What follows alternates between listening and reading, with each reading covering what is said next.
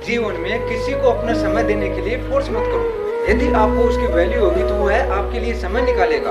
अगर उसकी नजर में आपकी वैल्यू नहीं होगी तो वह आपका होकर भी आपका नहीं हो पाएगा। जवाब तो हर बात का दिया जा सकता था, लेकिन जो रिश्तों की अहमियत को ना समझे वो शब्दों की अहमियत को क्या समझेंगे। कितनी तकलीफ होती है ना कि जब हम किसी को याद करते रहते हैं, याद करते रहते हैं, याद करते रहते हैं और सामने वाले को फर्क ही नहीं पड़ता। हमको डुबाने की कोशिश उन्होंने की जिनको हमने तैरना सिखाया था। जिंदगी सर्कस और हम जोकर बन गए हैं। यदि कोई इंसान आपको धोखा दे रहा है और आपको पता चल गया है तो आपको उसको बताना नहीं चाहिए कि आपको पता है कि वह अपने को धोखा दे रहा है। आप उस इंसान को धीरे धीरे छोड़ देना चाहिए ताकि उसे जिंदगी भर पछतावा होगा कि उस इंसान ने अपने को छोड़ा क्यों। जीते जी नर्क देखना हो ना किसी इंसान को, वो शादी कर ले और वो भी किसी गलत इंसान से, नर्क यहीं दिख जाएगा, मर के जाइए कि उसको जरूरत नहीं पड़ेगी।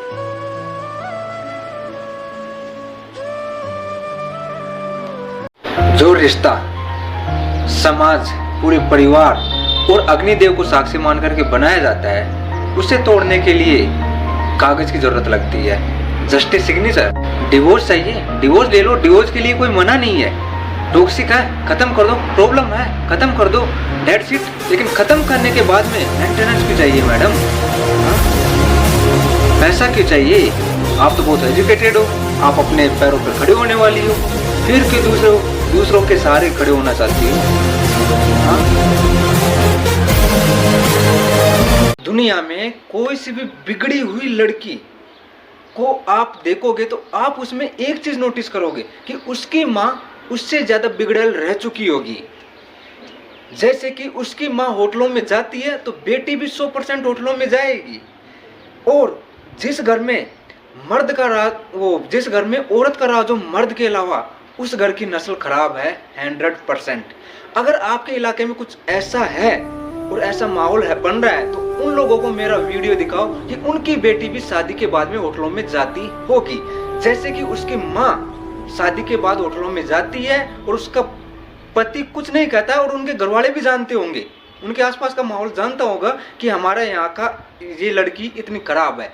और वह अपने आप को होशियार समझती होगी कि नहीं, अपने बारे में कोई नहीं जानता, बल्कि जानते सब कुछ है कि तुम कितने दिन होटलों में जाती हो, कितने दिन वो करती हो। तो उस आदमी को मेरा ये वीडियो शेयर करे ताकि उन्हें पता चले कि किन किन लोगों को ये बातें पता है। और ऐसी लड़की अपने आसपास में भी देखने को मिल जाएगी। देखना भाई, एक कड़वी बात कहूं कि मर्द पे लगे दाग उसकी कमाई से धुल जाते हैं, लेकिन औरत पे लगे दाग उसके मरने के बाद भी नहीं धुलते।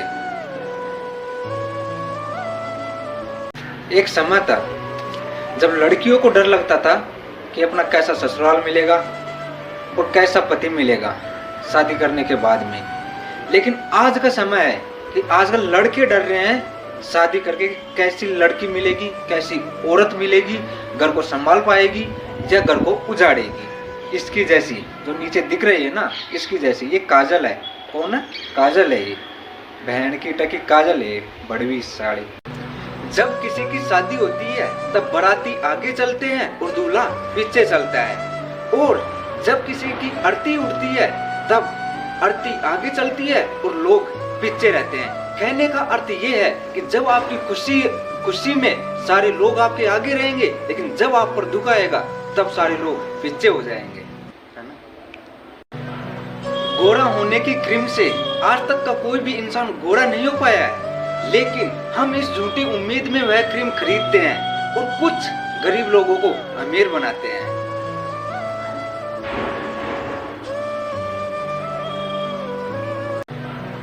गोरा होने की क्रीम से आज तक का कोई भी इंसान गोरा नहीं हो पाया है, लेकिन हम इस झूठी उम्मीद में वह क्रीम खरीदते हैं और कुछ गरीब लोगों को अमीर बनाते हैं।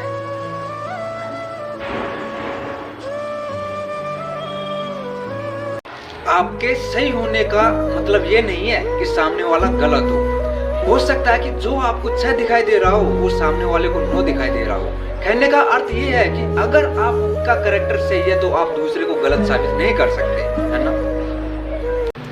जब किसी की शादी होती है तब बाराती आगे चलते हैं और दूल्हा पीछे चलता है, और जब किसी की आरती उठती है तब आरती आगे चलती है और लोग पीछे रहते हैं। कहने का अर्थ ये है कि जब आपकी खुशी में सारे लोग आपके आगे रहेंगे, लेकिन जब आप पर दुख आएगा तब सारे लोग पीछे हो जाएंगे, है ना।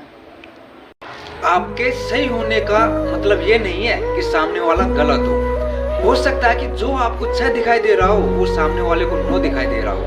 कहने का अर्थ ये है कि अगर आपका कैरेक्टर सही है तो आप दूसरे को गलत साबित नहीं कर सकते, है ना। एक दौर था जब पड़ोसी भी घर का हिस्सा हुआ करते थे, लेकिन अब आज का दौर है कि हर घर में पता नहीं कितने पड़ोसी है ना। बुराई के पीछे कोई नहीं जाता, बुराई के पीछे सब जाते हैं।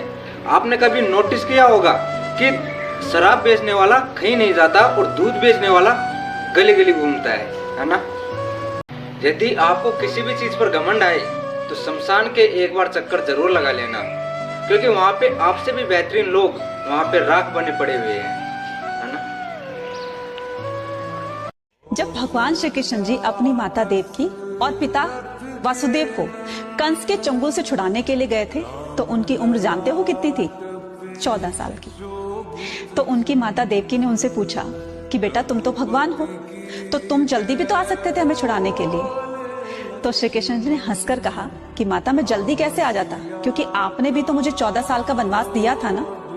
माता बड़ी हैरान हो गई। उन्होंने कहा मैंने कब तुम्हें 14 साल का वनवास दिया? तब श्री कृष्ण जी ने कहा कि पिछले जन्म में मैं राम था और आप मेरी माता केकई थी। तो बड़ी हैरानी से पूछा तो फिर यशोदा जी कौन है? तो उन्होंने कहा माता यशोदा पिछले जन्म में मेरी माता कौशल्या थी, क्योंकि उन्होंने 14 साल तक अपने पुत्र का वियोग सहा था, इसलिए इस बार मैं 14 साल तक उनके साथ रहा और आपसे अलग रहा। कहने का मतलब ये कि इंसान चाहे हम किसी के साथ गलत कर रहे हैं और चाहे वो पूरे दिनों की दुश्मनी हो। स्त्री अपना घर छोड़ करके आती है, बहुत अच्छी बात है, लेकिन एक मर्द अपना घर की जिम्मेदारी, अपने घर का पूरा फैसला एक अनजान स्त्री के हाथ में दे देता है। सोचो ये कितनी बड़ी बात है। जीवन में कभी किसी को समय देने के लिए फोर्स मत करो। यदि उसको आपकी वैल्यू होगी तो वो खुद आपके लिए समय निकालेगा, और यदि वैल्यू नहीं होगी तो वो आपके साथ होकर भी आपका नहीं होगा। माँ बाप के लिए एक लड़के की अहमियत क्या होती है? जब एक लड़का पैसे कमाने के लिए अपने सपनों को छोड़ दे, तब समझना कि वो लड़का अपने माँ बाप के लिए जी रहा है। हमको डुबाने की कोशिश उन्होंने की जिनको हमने तैरना सिखाया था। जिंदगी सर्कस और हम उसके जोकर बन गए हैं। न चाहते हुए भी दूसरों की खुशी के लिए मुस्कुराना पड़ता है। घुटन क्या चीज है ये पूछिए उस बच्चे से जो रोटी के लिए काम करता है खिलौनों की दुकान पर। मिजाज में थोड़ी सख्ती होना भी जरूरी है। पी जाते लोग समंदर अगर मीठा होता